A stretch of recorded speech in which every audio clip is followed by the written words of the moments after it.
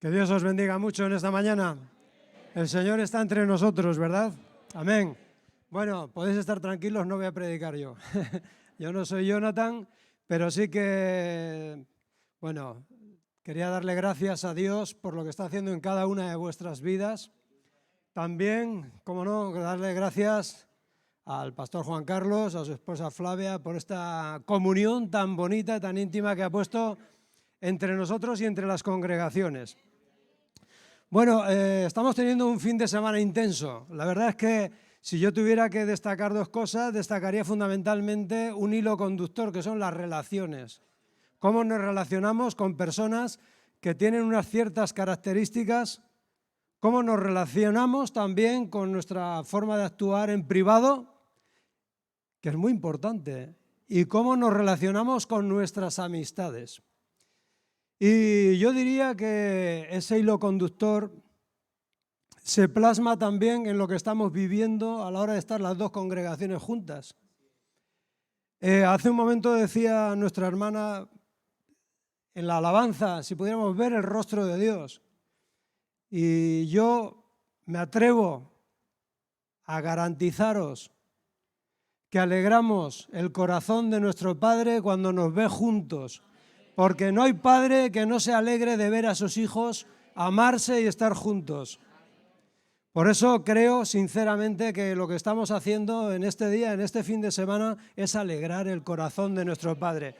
Y esperamos y deseamos que no sea la última vez, sino que podamos compartir en la comunión, en la adoración, en la oración también, como no, pues tiempos.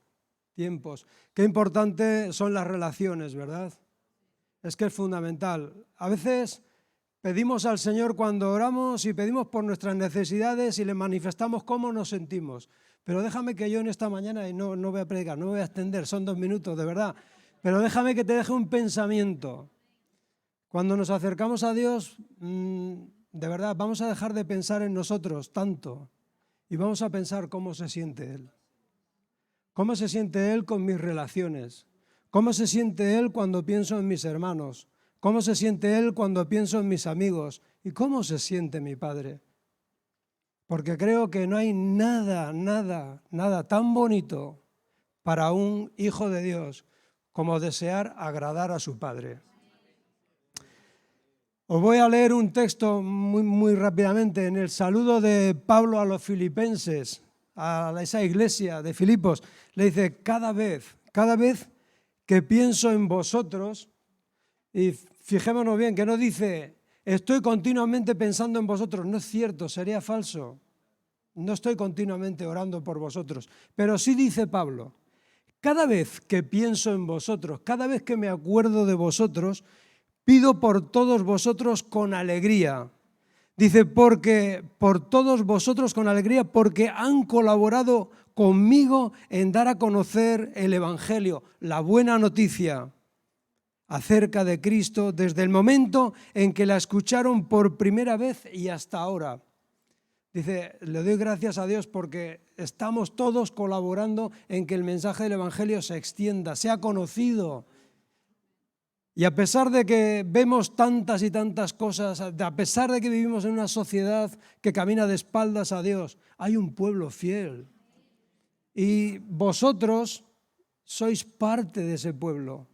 Y dice Pablo, cada vez que me acuerdo de vosotros, le doy gracias a Dios, porque colaboráis en esa extensión del reino, en dar a conocer el mensaje del Evangelio.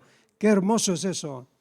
Yo espero y deseo, y lo siento de corazón, siempre que me acuerdo de vosotros, le doy gracias a Dios por vosotros, porque sé que sois parte de esa obra de Dios que está haciendo posible que el Evangelio siga extendiéndose, se siga dando a conocer. Qué importante, y sobre todo, como oíamos este sábado, la palabra, las 3 P's, la palabra, la persona de Cristo y el poder del Espíritu Santo en nuestras vidas. Pero concluye Pablo, y quiero concluir yo en el verso 6, dice, y estoy seguro, dice Pablo, estoy seguro de que Dios, quien comenzó la buena obra en vosotros, la continuará hasta que quede completamente terminada el día que Cristo Jesús vuelva. Alabado sea su nombre. Esa es una promesa, ¿verdad? Es una promesa que se va a cumplir. Dios ha empezado una obra en cada uno de vuestros corazones y la va a completar.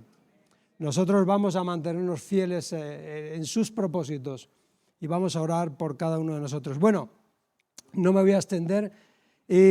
Jonathan, nuestro hermano, su esposa Goyi, ellos han venido de Madrid para hablarnos de todas estas cosas, de las relaciones, de lo importantes que son las relaciones, y como digo, de parte de Dios, a través de su palabra y por medio del poder de su Espíritu Santo. Y hoy vamos a concluir porque hoy va a ser Jonathan quien nos va a compartir la palabra.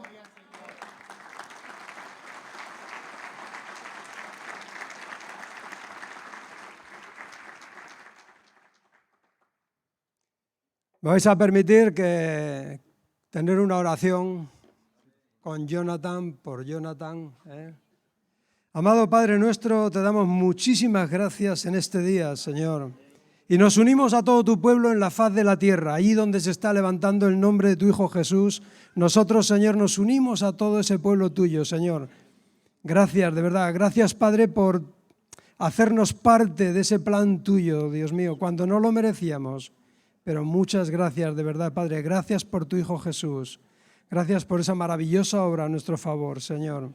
En esta mañana queremos escuchar tu voz, te alabamos, te adoramos, Señor, te hablamos, pero queremos escuchar tu voz, Señor, y queremos presentar la vida de Jonathan, ponerla en tus manos, Padre, para que tú le des claridad, Señor, para que tú le des fluidez, Señor, para que tu Espíritu, Señor, lo guíe y para que tu palabra, Señor, cale en nuestros corazones, Señor.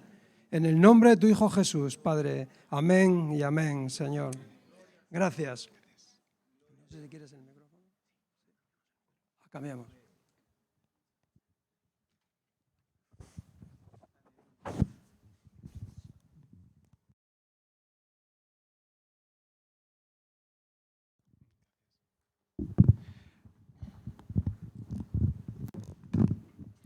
Pues muy buenos días. Si ese aplauso era para mí, no hacía falta, pero si era para el Señor, ha sonado muy, pero muy flojo.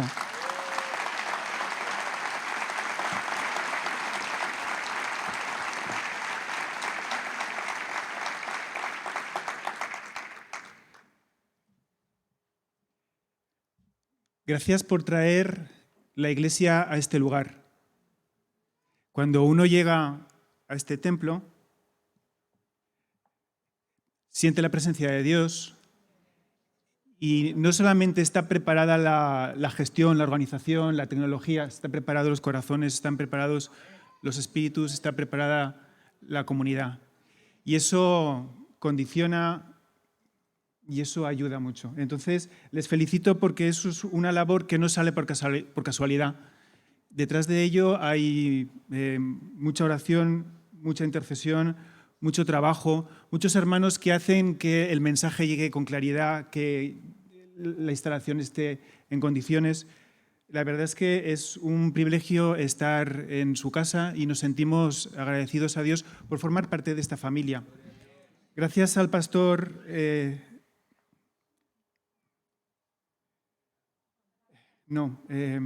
Andrés. Gracias al pastor Andrés porque ha resumido muy bien y me ha centrado en lo que hemos estado haciendo este fin de semana. Sin duda alguna, lo más importante, el capital principal que tenemos en nuestra vida son las relaciones. Eso es lo que nos decía Andrés. Y de la relación más importante, más significativa que hay, es nuestra relación con Dios. No sé cómo has venido esta mañana. La propuesta que te traigo es que podamos reflexionar en torno a lo que Dios tiene que decirnos y lo voy a hacer de una forma un tanto diferente.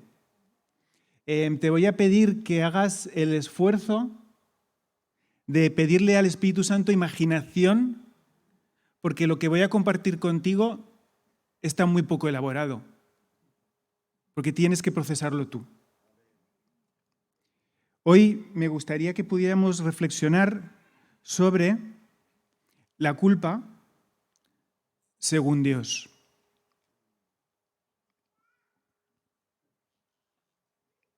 Es bueno venir a la casa de Dios para descubrir qué es lo que Dios piensa sobre esos temas que nos afectan a nuestra vida, sobre estas situaciones, estas circunstancias que nos preocupan, que nos afligen, que nos agobian. Pero permitidme que os diga, hermanos y hermanas, Dios está preocupado más en nuestro carácter que en nuestras circunstancias. Nosotros quizá estamos afanados, agobiados, tensos por las circunstancias. Pero déjame que te diga que mientras estás sufriendo, mientras estás afligido, tensionado por las circunstancias, es el espacio, es el momento, es la manera en la que Dios trabaja en tu carácter. Porque tu carácter es lo único que te vas a llevar al cielo. Las circunstancias se van a quedar aquí. Entonces, pensando en ello, creo que es bueno, creo que es necesario que reflexionemos sobre los temas reales, cotidianos, y por eso pues, hemos estado este fin de semana hablando de relaciones, y que veamos qué es lo que piensa Dios de nuestros sueños, de nuestras luchas, de nuestras preocupaciones, de nuestros anhelos. Porque necesitamos tener la perspectiva de Dios. Y para tener la perspectiva de Dios, debemos acudir a su palabra. Y es lo que haremos hoy, porque es la única manera de que haya cambios permanentes en nuestra vida, es la única manera de encontrar la salida, la solución. Los libros de autoayuda son maravillosos y son muy ilustrativos y sobre todo son de autoayuda porque ayudan al que los elabora, porque mientras los vas escribiendo te ayudan. Y si los vendes y son superventas, te ayudan más. Pero las limitaciones de los libros de autoayuda son que no tienen detrás, bueno, sí, te motivan, te animan, te dinamizan, te dan recursos, pero ¿dónde está el poder para que transforme tu vida ese libro, esa idea, ese pensamiento? ¿Dónde está? En ningún lugar. Solo en el poder de Dios está la capacidad de transformación. Solamente cuando venimos a la iglesia. Y eso nos ayuda a crecer, porque la dimensión de la vivencia cristiana se produce en comunidad. El crecimiento, la madurez, la progresión, el desarrollo de la vida cristiana personal se produce en la interacción con otros hermanos y hermanas. Por eso es tan bueno y por eso les felicito porque entre todas las opciones que tenían han elegido venir a la casa de Dios. Y yo sé que hay personas que no pueden venir por salud, hay personas que no pueden venir por trabajo, hay personas que no pueden venir porque a veces es más espiritual quedarse en la cama y descansar que venir a la iglesia. Porque es verdad, o sea, muchas veces no cuidamos nuestro cuerpo, lo llevamos al límite y la vasija se rompe porque no descansamos. Y el Sabbat es una metodología de cuidado. Entonces, a veces es muy espiritual no venir a la iglesia para descansar.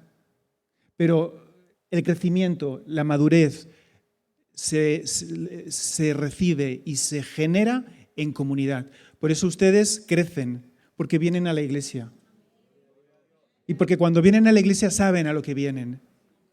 Y les felicito porque eso contagia. Y cuando alguien, pues como nosotros, Goy y yo, que hemos venido en paracaídas y caes aquí y no conoces a nadie y dices, me siento en casa.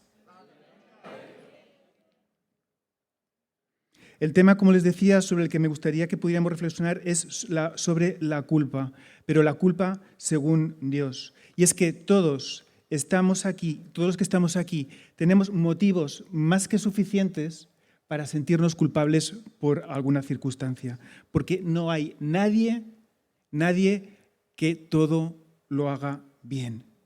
Dañamos a las personas que más queremos, ofendemos, a veces hasta sin darnos cuenta, actuamos de forma egoísta, de forma negligente, nos equivocamos cuando elegimos las prioridades en nuestra vida. Queremos dar lo mejor a los nuestros y a veces, por darles lo mejor, no estamos con ellos. Podemos sentirnos culpables también por el hecho de haber podido hacer algo bueno y no haberlo hecho. Y eso puede generar en nosotros unos sentimientos, unas emociones de culpa. Y es que no podemos esconder nuestro pecado de Dios. Del mismo modo que no podemos esconder de Él la culpa por esos pecados. Y no solamente eso, sino que cuando tratas de ocultar, cuando tratas de ignorar, cuando tratas de esconder esos sentimientos, estos te comen por dentro. Pablo Martínez, el reputado psiquiatra español evangélico, dice: una impresión sin expresión produce depresión. Y es que la culpa es un sentimiento doloroso que, si no se gestiona de forma adecuada, según el modelo de nuestro Dios, del diseñador, del creador, puede enfermarnos físicamente, porque empezamos a somatizar y nuestros músculos, nuestro sistema digestivo, todo nuestro cuerpo se descompone, se descompensa. Nos puede enfermar a nivel emocionalmente. Vivimos en una sociedad enferma emocionalmente. La salud mental es un problema de primer orden. El coronavirus lo único que ha hecho es hacer aflorar lo que ya estaba y además empeorar aquello que estaba en una situación delicada. Pero espiritualmente también podemos enfermar. Por eso es importante que sepamos gestionar esas emociones, sepamos gestionar el sentimiento de culpa con el que todos y todas estamos familiarizados. La culpa, en primer lugar, es un sentimiento que, bien entendido, por eso el título de la predicación es La culpa según Dios, nos ayuda a reconocer nuestros pecados, a identificarlos y a saber luchar contra ellos. Por lo que este sentimiento, cuando lo gestionamos bien, nos sirve como una señal de alarma, como un indicador, como el tablero de mandos de un vehículo que tiene pilotos que te dicen: esto no está funcionando bien, detén cuanto antes el vehículo, porque estás en peligro. Pero también es verdad que la culpa mal gestionada nos roba el gozo y, como acabo de decir, puede enfermarnos, puede no solamente hacernos daño a nosotros, sino que provocar daño en las personas que Dios ha puesto en nuestra vida. Ojo, que podemos tener este indicador averiado o podemos vivir de espaldas a él tapándolo. De hecho, tengo un amigo que hace años que me decía: tuve un problema en el coche, el testigo se ponía rojo, nadie sabía lo que había que hacer hasta que llegué a un taller y me dijo: ya está solucionado. Y dijo: ¿y qué le has hecho? Nada, le he quitado la bombilla. Es posible que lleguemos a este punto de lo que se llama cauterizar la conciencia, pretender hacernos insensibles para no sufrir. Y eso es una forma negativa de gestionar la culpa. La culpa tiene dos caras.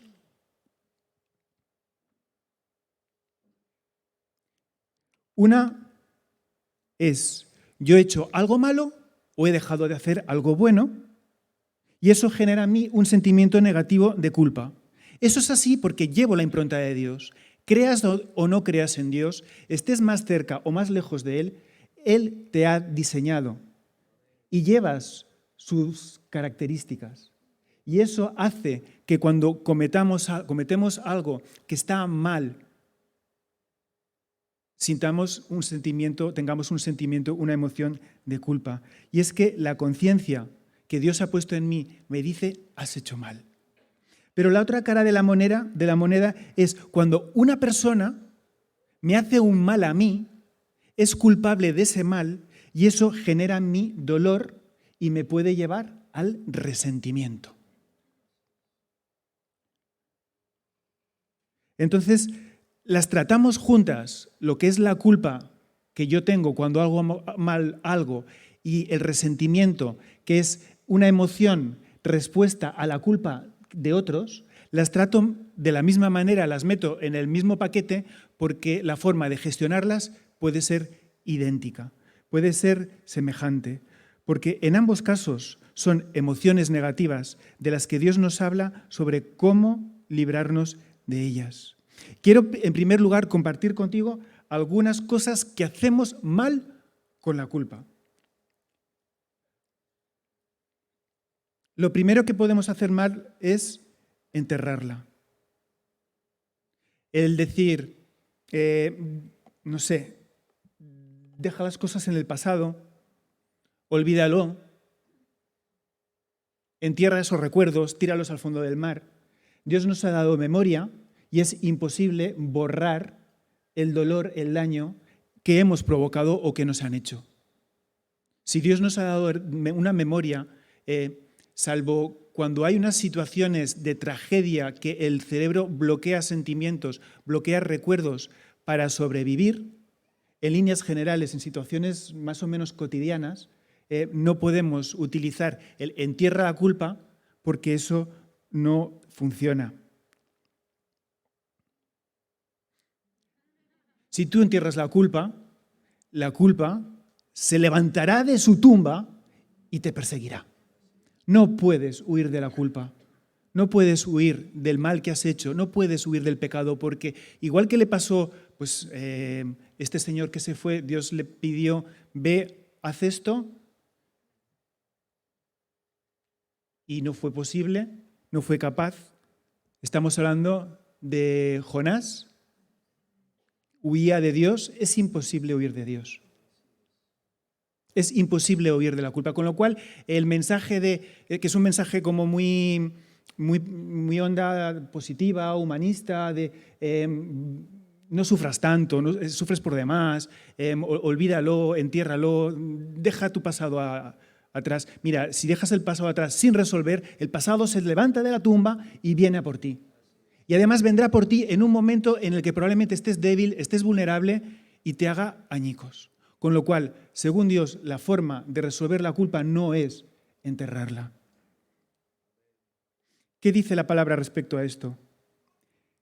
Mientras me negué a confesar mi pecado, mi cuerpo se consumió. Y gemía todo el día. Mi fuerza se evaporó como agua al calor del verano. Qué sufrimiento más intenso y qué sufrimiento más estéril. Finalmente, te confesé todos mis pecados y ya no intenté ocultar mi culpa. Me dije, le confesaré mis rebeliones al Señor y tú me perdonaste. Toda mi culpa desapareció.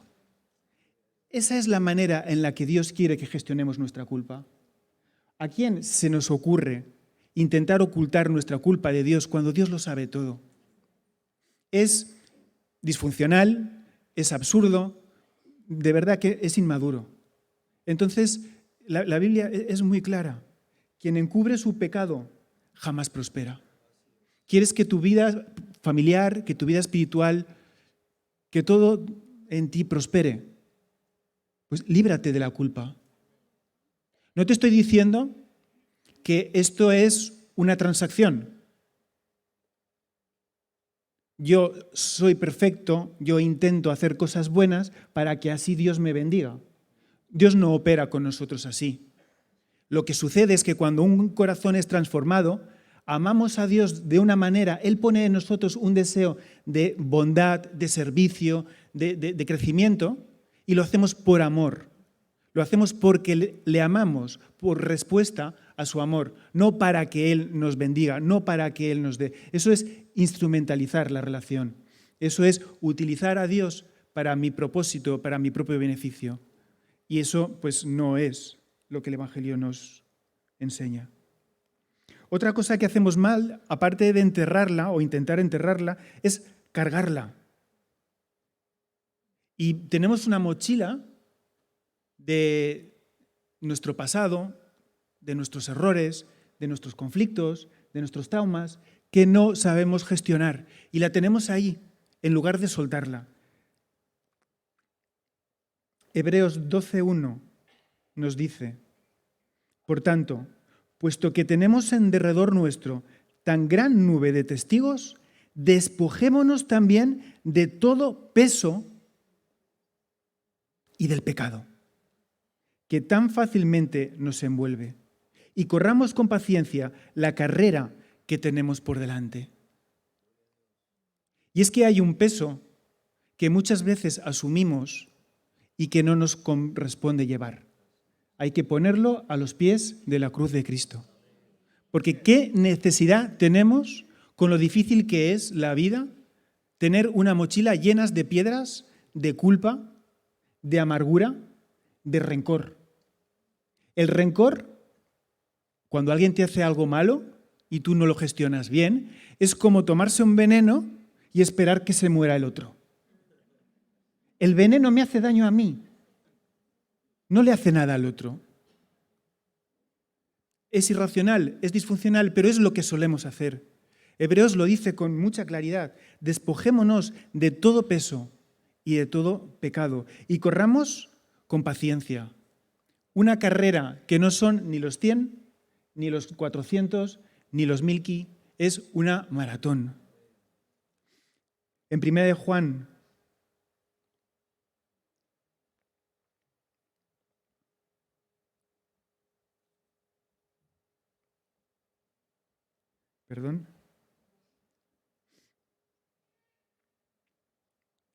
dice: hijitos míos.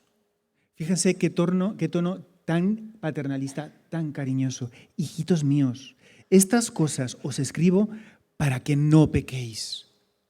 Y si alguno hubiere pecado, abogado tenemos para con el Padre, a Jesucristo el justo.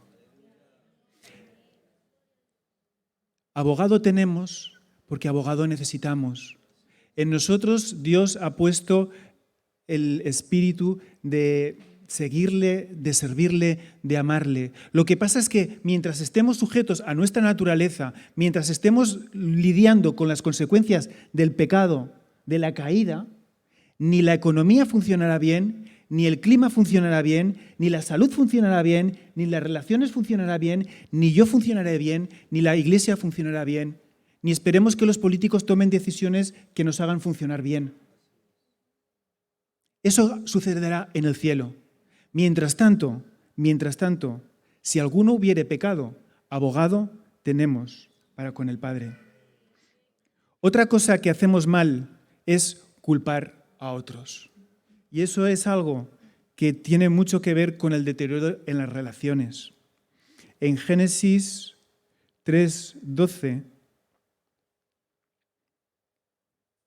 tenemos la primera perla. Él respondió: la mujer que me diste por compañera me dio ese fruto y yo lo comí. Claro, es que además, si os dais cuenta, el pobre hombre no había elegido a Eva. Era la única mujer, era el único ser humano. Pues había que confiar en ella y había que hacer lo que ella había dicho. Tenían que llevarse bien. Imagina que se empiezan a llevar mal. La mujer que me diste. Eso es muy típico de los hombres, echar la culpa al otro. También es típico de bastantes mujeres. Pero es normal, la naturaleza humana es eludir la responsabilidad, echarse a un lado. Y además, cuando Adán dice la mujer que me diste, no solamente está culpando a Eva, sino que está culpando a Dios. Y está diciendo, es que en el programa algún código no lo has metido bien y tiene un fallo. O la reseteas o me la cambias porque Eva está defectuosa. Sí, claro, y eso es lo que le está diciendo este hombre. O sea, y en Proverbios 19:3 también lo dice. La necedad del hombre le hace perder el rumbo y para colmo se irrita contra el Señor. ¿Y cuántas veces no hemos echado la culpa a Dios por cosas que han sido errores, equivocaciones, deficiencias nuestras o simplemente producto de ataques de Satanás o de que vivimos en una naturaleza caída?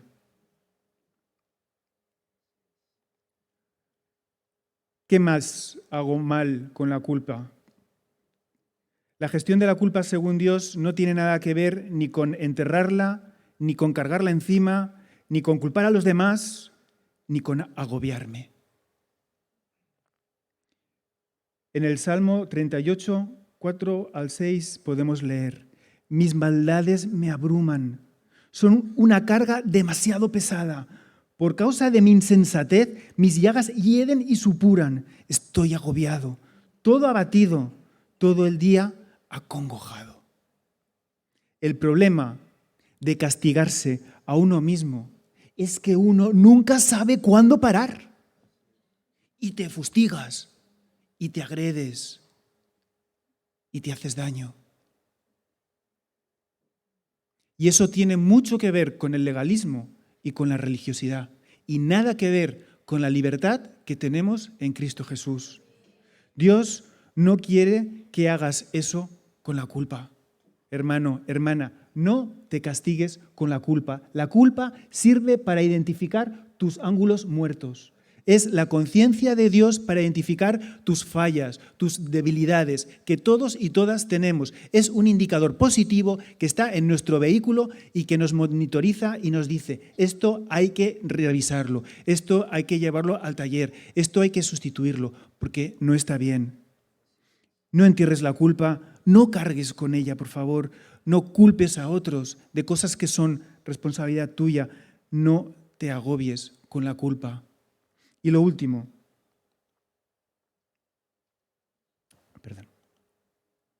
manipular a los demás. A veces usamos la culpa como una herramienta para manipular, para tener a las personas bajo nuestro dominio. Y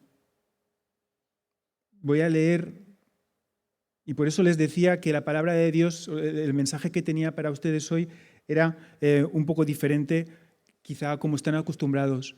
Yo les lanzo una idea, les doy el versículo y dejen que Dios les hable.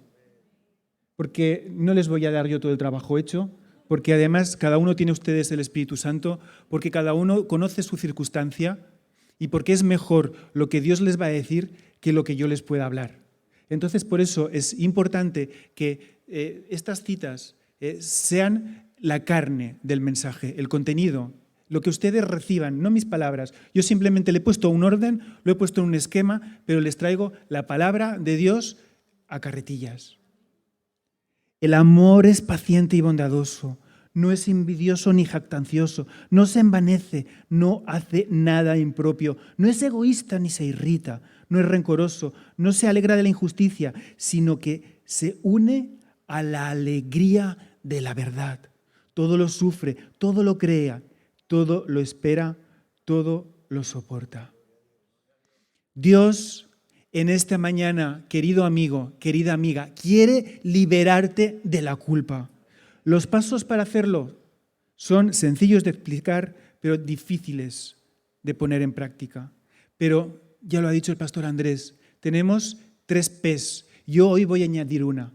Tenemos la palabra de Dios, tenemos la persona de Jesús, nuestro Salvador, tenemos el poder del Espíritu Santo, que es lo que va mucho más allá de mis buenas actitudes, de mi capacidad de poner en marcha cambios en mi vida.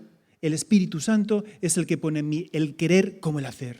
Pero luego tenemos la 4 P y es las personas de Dios. Mirad, la vida cristiana es una experiencia de comunidad y las personas de Dios son muy importantes para ayudarnos los unos a los otros a gestionar y a sobrellevar nuestras culpas y nuestros pecados según Dios. Ayer abrimos algunos melones, como se suele decir, de temas problemáticos y en algunos de ustedes generó sentimientos ambivalentes de alivio por un lado, de tensión por otro, porque hablamos de conductas adictivas, porque hablamos de situaciones de crisis de identidad sexual, porque hablamos de dificultad a la hora de elegir bien a nuestros amigos según los principios de Dios. Y eso en nosotros ha podido generar tal vez una carga, una preocupación, un abatimiento. Pues yo les quiero decir que un pensamiento genera una acción.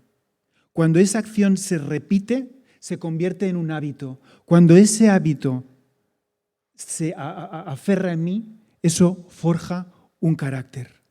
Y cuando adoptamos la perspectiva de Dios, tenemos los pensamientos de Dios, la mente de Dios. Vemos las cosas desde la perspectiva de Dios. Cuando vemos las cosas desde la perspectiva de Dios, empezamos a pensar como Él. Y al empezar a pensar como Él, empezamos a imitarle, a actuar como Él. Cuando le imitamos progresivamente, eso se convierte en un hábito y esos hábitos generan un carácter de mujer, de hombre cristiano maduro. Y eso es nuestro desafío y eso es nuestro propósito, el llegar a alcanzar la madurez en Cristo. Había una pregunta preciosa que alguien hacía ayer sobre la amistad y decían que la pregunta venía a decir que me da la sensación de que le encantaría tener una amistad íntima con los pastores de la iglesia. Evidentemente, a mí también me encantaría tener una amistad íntima con vuestros pastores. Hablamos de los círculos de amistad, hablamos de que Dios amaba a todo el mundo, alimentó a 5.000, enseñó a 120, discipuló a 12, pero luego eligió a 3. Pero es que vuestra comunidad, y cuando digo vuestra comunidad hablo de las dos porque las conozco un poco, tienen una estructura de liderazgo que hace que nadie aquí se pueda sentir solo, que nadie aquí se siente abandonado. Entonces yo te animo a que la última P, la de las personas de Dios, sea para ti un puntal para conseguir gestionar la culpa, para conseguir gestionar el pecado según la perspectiva de Dios. Porque necesitas personas maduras, y en esta iglesia tenéis líderes maduros, tenéis una red de líderes que os cuidan, que os conocen, que se preocupan por vosotros, y estoy convencido que algunos de los temas de los que hemos hablado este fin de semana van a aflorar en vuestras conversaciones y vais a recibir ministración por parte de ellos, porque estoy convencido de que la obra que Dios hace mucho tiempo empezó a hacer en Navarra, Dios la completará hasta su regreso.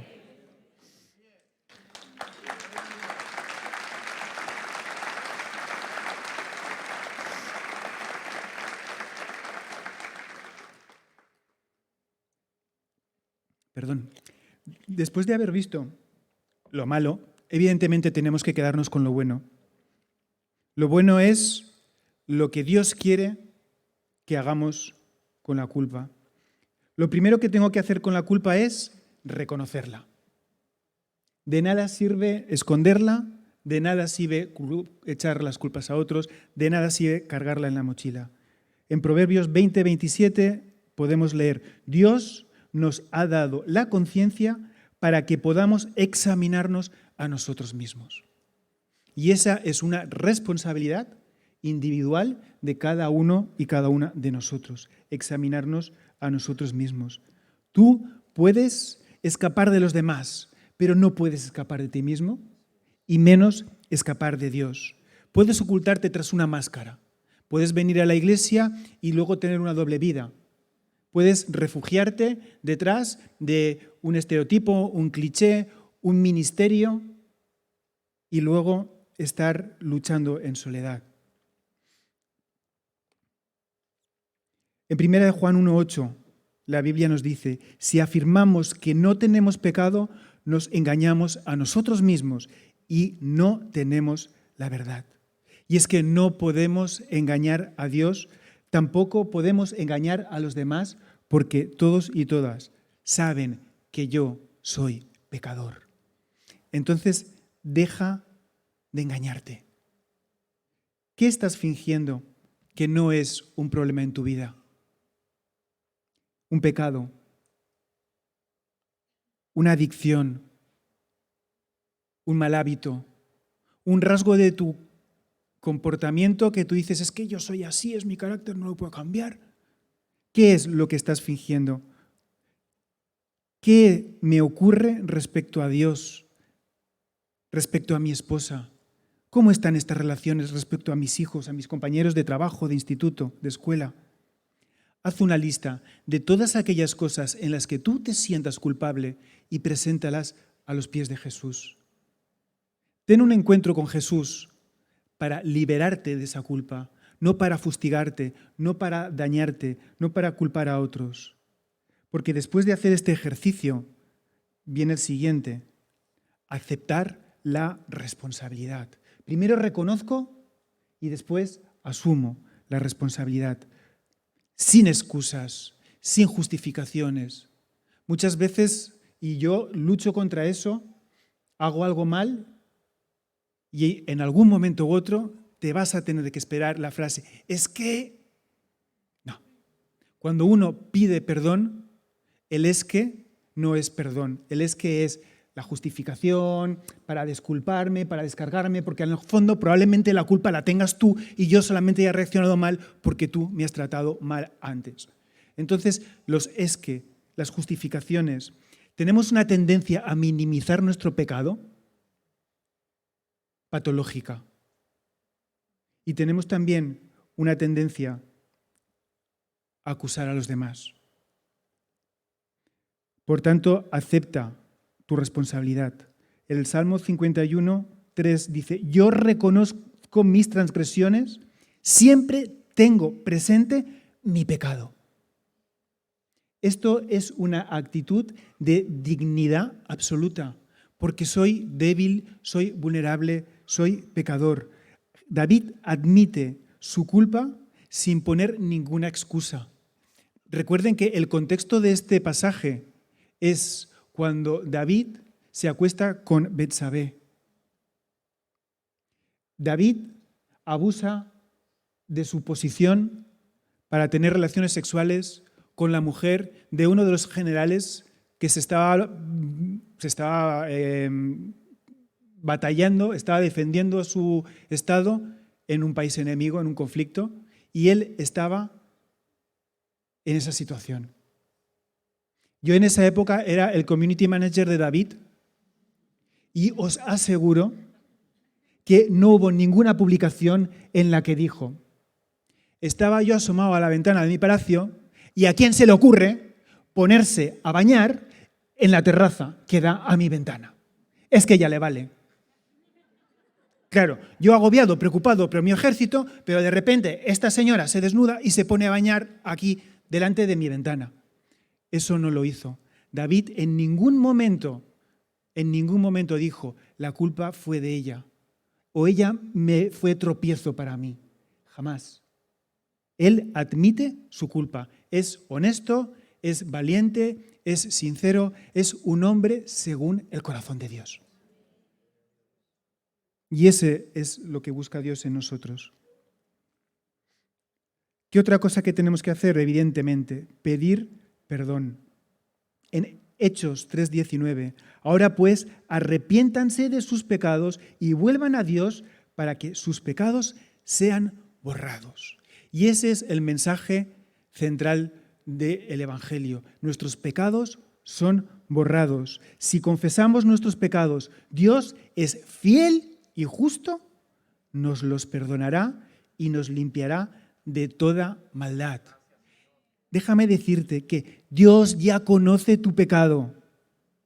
Solo quiere que tú lo reconozcas. Y quiere que lo reconozcas no para que te sientas mal, sino para que tengas una comprensión de quién eres, una comprensión de quién es Él y de lo que está haciendo en tu vida. Él quiere que reconozcas, que admitas tu responsabilidad, que pidas perdón. Él ni se va a sorprender, ni se va a escandalizar, porque ya lo sabe. No hay nada que tú le puedas decir a Dios, ¿qué has hecho? Que a Él le diga, ¡guau! Porque ya lo sabe. Porque es que además ya ha muerto por ello. El último paso para librarnos de la culpa es que lo confiese a otras personas. Permítame que te diga, la mejor manera de lograr aceptar las responsabilidades es confesar a otra persona tu pecado, tu debilidad.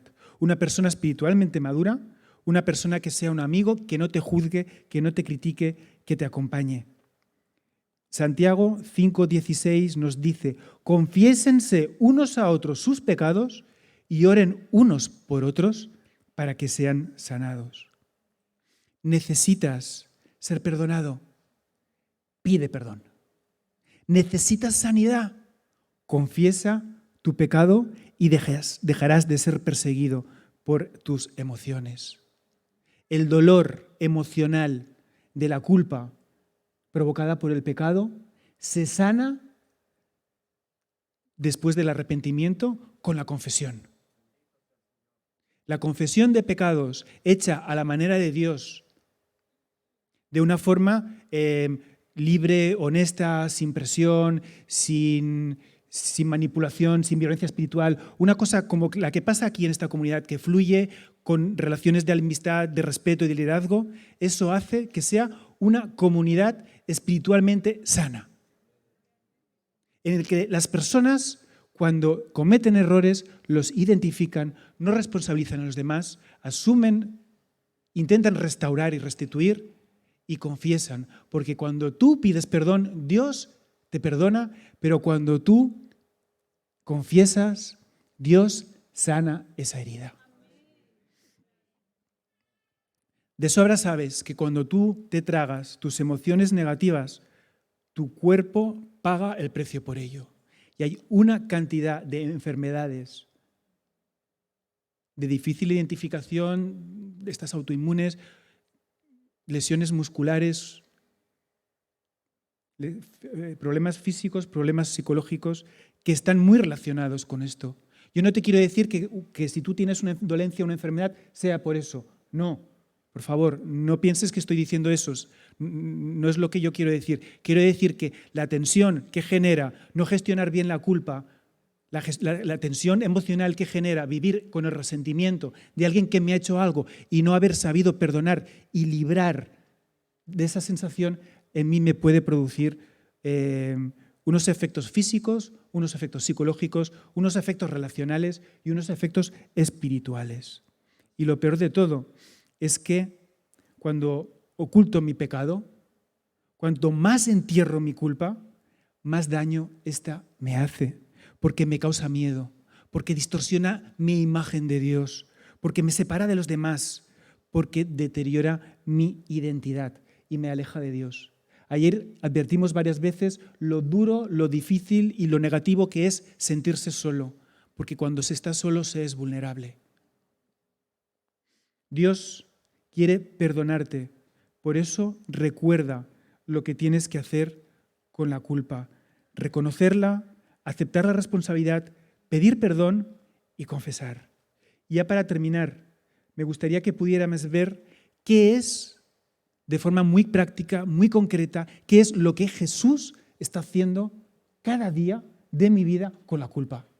Le voy a dedicar unos segundos a Satanás porque no me gusta mucho hablar de él porque no me gusta hacerle publicidad. Hay gente que ve a Satanás detrás de cada árbol. Yo confieso que no lo veo, pero sé que está. Satanás utiliza la estrategia del min-man. La estrategia del min-man es, cuando te tienta, minimiza el pecado y te dice, esto lo hace todo el mundo, esto es normal, esto es una cosa moderna de la cultura, tú es que tienes que estar un poco más a la onda. Esto es una cosa completamente neutra, banal, que no te va a hacer daño, que además tú no estás haciendo daño a nadie y te vas a sentir bien. Ni culpa, ni pecado, ni juicio, rollos. Minimiza el pecado. Eso sí, en cuanto lo cometes, ¡desgraciado! Pero ahora tú vas a ir a Dios y le vas a pedir perdón por esto. Otra vez. Tú eres un hipócrita, eres un falso. ¿Tú crees que Dios te va a perdonar? ¿Cuántas veces? Lo que acabas de hacer es imperdonable. Eres un auténtico hipócrita, un religioso. No sirves para nada. Eso es lo que hace Satanás. Cuando se acerca y te susurra, esto no pasa nada, lo hace todo el mundo, minimiza el pecado, pero cuando lo has cometido, te hace sentir una verdadera basura. Pero es que es normal, o sea, la estrategia de Satanás es esa, es el engañador. Es el que viene a robar la paz, a destruir nuestras vidas, a romper la comunión con Dios. Entonces la estrategia de minimizo el pecado y maximizo cuando lo has hecho es demoledora, nos destruye. Entonces, Satanás no va a cambiar, pero tú, si sabes cómo actúa y le ves venir y te dice muy así, esto no tiene ningún problema, chaval. de verdad. Las relaciones sexuales prematrimoniales es una forma de ver si hay conexión sexual, porque luego te casas y hay que pagar mucho dinero, por ejemplo. El uso de alcohol, si tú controlas el consumo del tabaco, eso no pasa nada. Es una forma de entablar una relación, una conversación. Lo más fácil es, tienes un cigarro y ya tienes un amigo.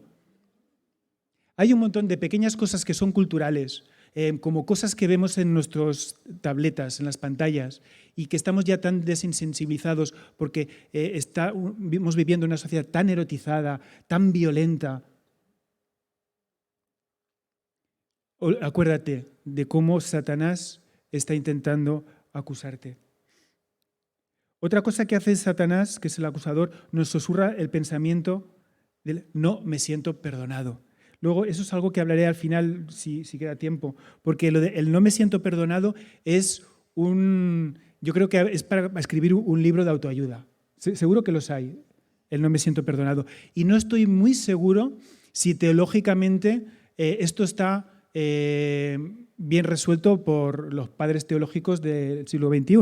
Entonces yo voy a hacer una aventura un poco experimental, que la comparto con ustedes a modo de ustedes la reciben, la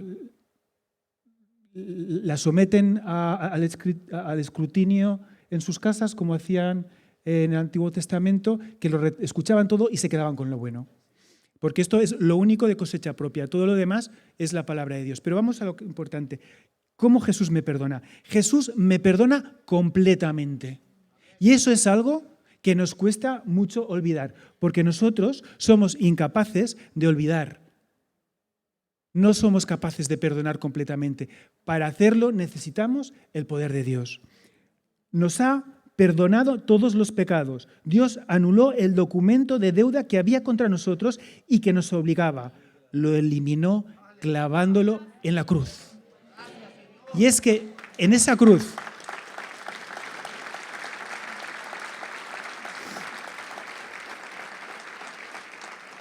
se produjo un fenómeno que jurídicamente Jesús nombró.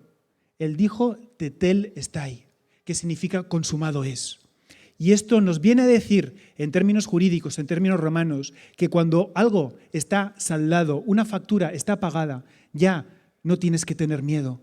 Cuando tú has pagado una deuda, nadie te va a decir, tienes que volver a pagar, porque ya está pagada. Ese papel con el sello, consumado es. Tu pecado ha sido pagado. Ya no tienes tú que hacer nada, porque ya lo he hecho yo. Eso es lo que hace Jesús cuando muere por nosotros en la cruz, por mi pecado, por mi maldad. Lo segundo que hace, siempre que lo pido, Dios me perdona. Siempre que lo pido. Quien vive para siempre a fin de interceder con Dios a favor de ellos. Él está intercediendo a favor nuestro continuamente. Y es más fácil que yo me canse de pedir perdón que Él se canse de perdonarme a mí.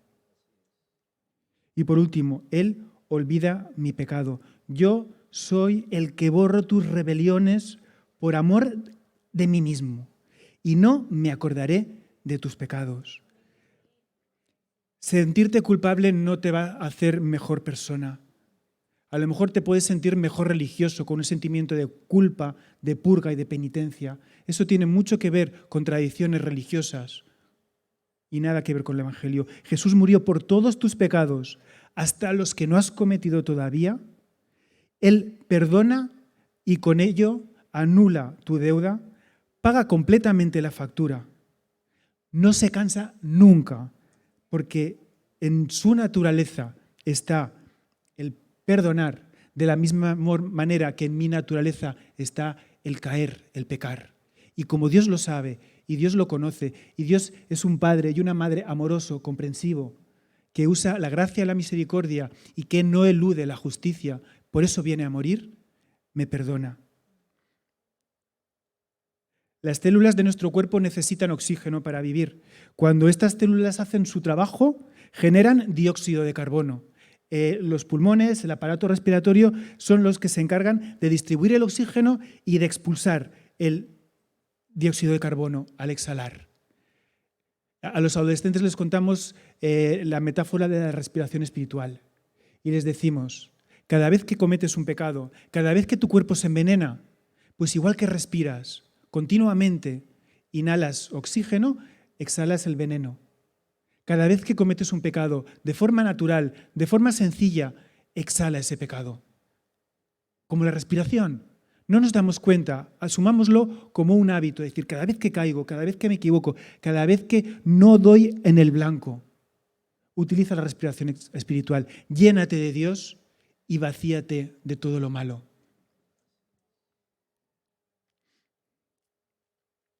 Dios olvida mi pecado y debido a que yo soy humano, el perdón es mi mayor necesidad. Y debido a que Jesús murió por mí, el perdón es su mayor regalo. Fijaos, mi mayor necesidad, su mayor regalo.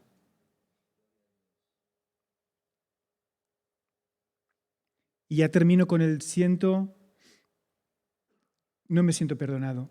El no me siento perdonado puede ser quizá una acusación de Satanás. Puede ser pues un error tuyo, que actúas como Dios, como si Dios no te escuchara. Puede ser falta de fe. O puede ser que no has confesado tu pecado y no te has librado de él y por eso no te sientes. A mí, como vivimos en una sociedad del sentimentalismo, de la psicología por encima de todo, que lo importante es sentirse bien, me preocupa mucho que los cristianos nos bloqueemos en el sentimiento de no me siento perdonado, porque Dios te perdona y te libera completamente. Cuando tú sigues las pautas de Dios, Él te limpia y no tienes por qué sentirte así. Por eso te digo, tal vez sea pues, que no has gestionado bien, que no has entendido bien. La salvación es por gracia y la gracia perdona. No tienes por qué seguir sintiéndote mal, aunque después de que una persona es salva, lógicamente cometemos pecados. Cuando pecamos, Dios promete el perdón. Lo que pasa es que esa liberación del perdón no siempre significa liberación de los sentimientos de culpa. Aun cuanto nuestros pecados son perdonados, efectivamente todos reconocemos que tenemos sentimientos de dolor. Y por eso tenemos que pensar que hay un acusador, que es el enemigo, y que está interesado en recordarnos nuestros pecados, o porque quizá no hemos pedido perdón de forma adecuada, o porque, no sé, no tenemos fe y pensamos que Dios no nos escucha. El problema es, tal vez, que no lo has confesado a otra persona. Por eso yo te dejo aquí estas 3 ideas y tú piénsalas, porque tal vez alguna de ellas esté acertada. Termino. Cuando algo falla, cuando sientes que estás gestionando de forma incorrecta tu pecado, tu culpa, pues va a fallar si te acercas a Dios suplicando. Mira, a Dios no le cuesta perdonarte. Él no necesita que le digas, Padrecito, por favor, Padre, te suplico, por favor, por favor. No necesita tus súplicas, porque Dios está dispuesto y disponible a tu pecado. Tampoco te pongas a negociar con Dios. Si tú me perdonas, yo entonces me convertiré en el siervo, daré mi vida por ti, me apuntaré al ministerio de limpieza.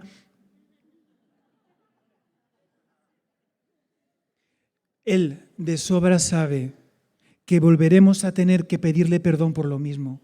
No le prometas a Dios algo que no puedes cumplir. No intentes transaccionar, negociar con Dios. Dios está por encima de todo eso, nos conoce. No merece la pena. Si te sientes culpable, si te sigues sintiendo culpable, o es por falta de fe, o es por falta de confesión. Si es por falta de fe, pide fe y se te dará fe. Permíteme que te diga, ya somos libres de la condena. Y lo somos por medio de Jesús. No importa lo que hayas hecho, lo que importa es lo que Jesús ha hecho, lo que está haciendo y lo que va a hacer en tu vida. Me gustaría dejarte deberes para la semana. Me gustaría que leyeras el Salmo 51, porque es un buen pasaje para investigar. El énfasis aquí está en la confesión de pecado, cuando David ruega a Dios con un corazón lleno de culpa y de dolor. Los resultados son la restauración y el gozo. Y te animo a que el Salmo 51 sea para ti un modelo de cómo trabajar esto en tu vida personal. El contexto del Salmo es cuando David recibe al profeta Nahum y pide perdón por su pecado con Betsabé. Si tu situación es como la de David, si tu pecado no ha sido confesado, si no ha habido un arrepentimiento genuino por tu parte, es tiempo de dejarlo atrás. Es tiempo de acercarte a Dios. Mira, permíteme que te diga que las cicatrices del pecado pueden quedar para siempre, pero ya no las del dolor, las de la culpa y las del rencor. A veces Dios convierte nuestro dolor, nuestras cicatrices, en ministerios para ayudar a otros. Transforma nuestro dolor en un ministerio. Tu iglesia te ayuda. Si estás atrapado en la culpa, si te sientes anclado en un resentimiento destructivo, si no te sientes perdonado, si ves que tu vida no cambia y que vuelves a caer una y otra vez y estás en una espiral de caída, arrepentimiento, buenas intenciones, caída, arrepentimiento, buenas intenciones y no sales de ahí. Si quieres empezar a ser libre desde este momento, si quieres ser salvo ahora, tu iglesia te ayuda. Dios está aquí y Dios habla y Dios trabaja a través de sus siervos, de sus hijos y de sus hijas. Pero por otro lado, sé tú de ayuda a otros. Porque somos una comunidad terapéutica, una comunidad de refugio, en el que ni el pasaporte, ni los papeles, ni el color de piel, ni el acento, ni la edad, ni la condición física, ni el estatus, ni los dones, ni los talentos nos diferencian. Todo lo que nos une es Cristo. Permitidme que terminemos con una oración. Os pido que, por favor, inclinéis vuestros rostros y podáis cerrar vuestros ojos para establecer un diálogo a nivel espiritual con Dios, porque hoy puede ser el día de liberación de la culpa y del rencor. Hoy puedes recibir la libertad que viene de su perdón. Dile a Dios: Señor, tú sabes todo sobre mí, todo lo que me atribula, mis pecados, mis hábitos por los que me siento culpable. Admito que necesito tu perdón porque he pecado. Acepto mi responsabilidad y no voy a minimizar mi mal ni tampoco voy a culpar a otros. Me arrepiento. Quiero seguirte y ser limpio completamente. Gracias, Jesús, por morir por mí, pagando por el precio de mi pecado. Acepto en esta mañana el regalo del perdón y de la salvación. Gracias por perdonarme completamente. Necesito recibir tu perdón y perdonar a todas las personas que me han hecho daño. Si tú esta mañana en tu corazón has hecho esta oración, tienes que saber que eres perdonado, eres salvo y eres bienvenido a la familia de Dios.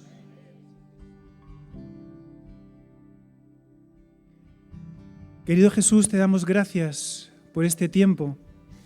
Nos ponemos en tus manos y no queremos salir de tu presencia, porque sabemos que la unción de tu Espíritu está sobre nosotros, derramando libertad de confesión de pecado, derramando libertad sobre nuestra culpa. Te pedimos, Jesús, que tú nos ministres a cada uno de nosotros, que podamos acercarnos a ti con un corazón sencillo, humillado, humilde, para que tú plantes en nosotros tu amor, para que tú plantes en nosotros tu propósito.